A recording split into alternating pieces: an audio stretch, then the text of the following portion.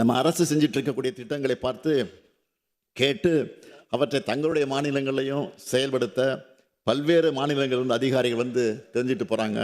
ஏன் நம்மளோட திட்டங்களை ஒன்றிய அரசை அடாப்ட் பண்ணி நாடு முழுக்க செயல்படுத்துகிறாங்க. நம்ம விமர்சிக்கிற ஆளுநருக்கு இதெல்லாம் மட்டும் தெரியாமல் இருப்பது தான் வியப்பாக இருக்குது. இங்கே மதச்சண்டை இல்லை, சாதி சண்டை இல்லை, கும்பல் வன்முறை இல்லை, தொடர் வன்முறை இல்லை. இதுதான் திராவிட மாடல் ஆட்சியினுடைய சாதனை. இந்த சாதனைகள் வரிசையில் மேலும் சில அறிவிப்புகளை வெளியிட நான் விரும்புகிறேன்.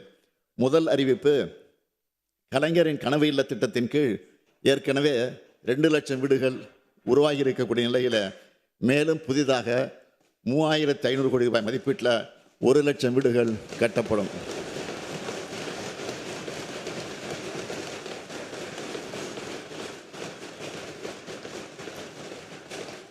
இரண்டாவது அறிவிப்பு, கிராமப்புற பொருளாதாரத்தின் உயிர் நாடியாக விளங்குகிற ஊரக சாலைகளை மேம்படுத்துகிற முதல்வரின் கிராம சாலைகள் மேம்பாட்டு திட்டத்தின் கீழ் 8,911 கோடி ரூபாய் மதிப்பில் 20,484 கிலோமீட்டர் நீளம் உள்ள கிராம சாலைகள் மேம்படுத்தப்பட்டு உள்ளது.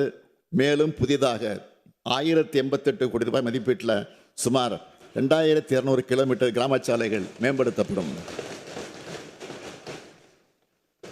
மூன்றாவது அறிவிப்பு, ஏழை மற்றும் விளிம்பு நிலையில் வாழும் மக்களை பாதுகாக்கும் சமூக பாதுகாப்பு திட்டத்தின் கீழ் ஏற்கனவே 33,60,000க்கும் மேற்பட்ட மூத்த குடிமக்கள், மாற்றுத்திறனாளிகள், கைம்பெண்கள், விவசாய தொழிலாளர்கள், விவசாயிகள், கணவனால் கைவிடப்பட்ட ஆதரவற்ற பெண்கள் மற்றும் 50 வயதுக்கு மேற்பட்ட ஆதரவற்ற திருமணமாகாத பெண்கள் மாதாந்திர ஓய்வூதியம் பெற்று வரும் நிலையில் உங்களுடன் ஸ்டாலின் திட்டத்தின் கீழ் அளித்த விண்ணப்பங்கள் உள்ளிட்ட கோரிக்கைகளின் அடிப்படையில் கூடுதலாக 1,80,000 நபர்களுக்கு மாதாந்திர ஓய்வூதியம் வழங்கப்படும்.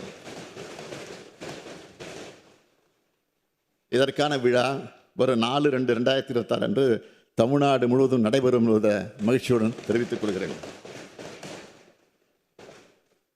அடுத்த அறிவிப்பு, இந்தியாவில் வேறு எந்த மாநிலத்திலும் இல்லாத வகையில் முதல் முறையாக முத்தமிழறிஞர் கலைஞர் அவர்கள் தான் 2008 சத்துணவு ஊழியர்களுக்கு காலமுறை ஊதியம் வழங்கினார். அந்த சாதனையின் தொடர்ச்சியாக சத்துணவு அமைப்பாளர்கள், அங்கன்வாடி பணியாளர்கள், கிராம ஊராட்சி செயலாளருக்கான ஓய்வூதியம் 2,000 ரூபாயிலிருந்து 3,400 ரூபாயாகவும், பணி நிறைவின் போது அவங்களுக்கு வழங்கப்படும் ஒட்டுமொத்த தொகை 1 லட்சம் ரூபாயிலிருந்து 2 லட்சம் ரூபாயாகவும் உயர்த்தி வழங்கப்படும். குறு அங்கன்வாடி பணியாளர்கள் மற்றும் வனக்கள பணியாளர்களுக்கான சிறப்பு ஓய்வூதியம் 2,000 ரூபாயிலிருந்து 3,200 ரூபாயாகவும், பணி நிறைவின் போது அவர்களுக்கு வழங்கப்படும் ஒட்டுமொத்த தொகை 1 லட்சம் ரூபாயிலிருந்து 2 லட்சம் ரூபாயாகவும் உயர்த்தி வழங்கப்படும். அங்கன்வாடி உதவியாளர்கள், சமையலர்கள், சமையல் உதவியாளர்கள் மற்றும் தூய்மை பணியாளர்களுக்கான சிறப்பு ஓய்வூதியம் 2,000 ரூபாயிலிருந்து 3,000 ரூபாயாகவும், பணி நிறைவின் போது அவங்களுக்கு வழங்கப்படும் ஒட்டுமொத்த தொகை 50,000 ரூபாயிலிருந்து 1 லட்சம் ரூபாயாகவும் உயர்த்தி வழங்கப்படும். சிறப்பு ஓய்வூதியம் பெற்று வரும் சத்துணவு அமைப்பாளர்கள், அங்கன்வாடி பணியாளர்கள், கிராம ஊராட்சி செயலர்கள் இறந்துவிட்டால் அவங்களுடைய குடும்பத்துக்கு குடும்ப ஓய்வூதியமாக 1,200 ரூபாயும், மேலும் சிறப்பு ஓய்வூதியம் பெற்று வரும் குறு அங்கன்வாடி பணியாளர்கள் மற்றும் வனக்கல பணியாளர்கள் உள்ளிட்ட இதர சிறப்பு காலமுறை உதவி பணியாளர்கள் இறந்துவிட்டால் அவங்களுடைய குடும்பத்துக்கு குடும்ப ஓய்வூதியமாக 1,100 ரூபாயும் வழங்கப்படும்.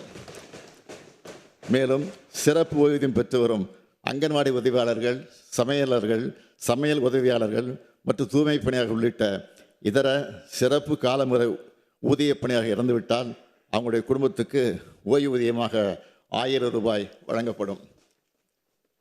சிறப்பு ஓய்வூதியம் பெற்று வரும் மேற்கூறிய பணியாளர்கள் உயிரிழக்க நேரிட்டால் இறந்த பணியாளர்கள் இறுதிச் சடங்கு செலவினங்களுக்காக 20,000 ரூபாய் வழங்கப்படும்.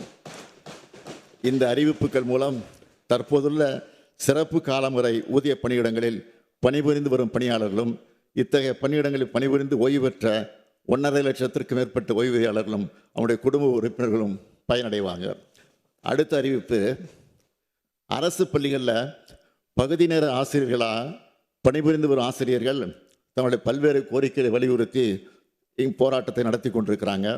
இந்த கோரிக்கைகளில் ஆசிரியர்களுக்கான ஊதிய உயர்வு மற்றும் விடுமுறை காலமான மே மாதத்தில் அவங்க கோரின ஊதியம் ஆகியவை ஏற்கனவே அறிவிக்கப்பட்டுள்ளது. அவங்க அடுத்த முக்கிய கோரிக்கையான நிரந்தர பணி நியமனத்தை பொறுத்த வரைக்கும் ஒரு அறிவிப்பை நான் வெளியிடுகிறேன். அரசு பள்ளிகளில் காலியாக இருக்கக்கூடிய நிரந்தர ஆசிரியர் பணியிடங்களில் பகுதி நேர ஆசிரியர்கள் நியமனம் செய்யப்பட ஏதுவா, இதற்கான தேர்வுகளில் பகுதி நேர ஆசிரியர்களின் பணிக்காலத்தை அடிப்படையாக கொண்டு அவங்களுக்கு சிறப்பு மதிப்பெண் அளிக்கப்படும். இதற்கான ஆணைகள் விரைவில் வெளியிடப்படும். உடனுக்குடன் செய்திகளை தெரிந்து கொள்ள சன் நியூஸ் பெல் ஐகானை கிளிக் பண்ணுங்க.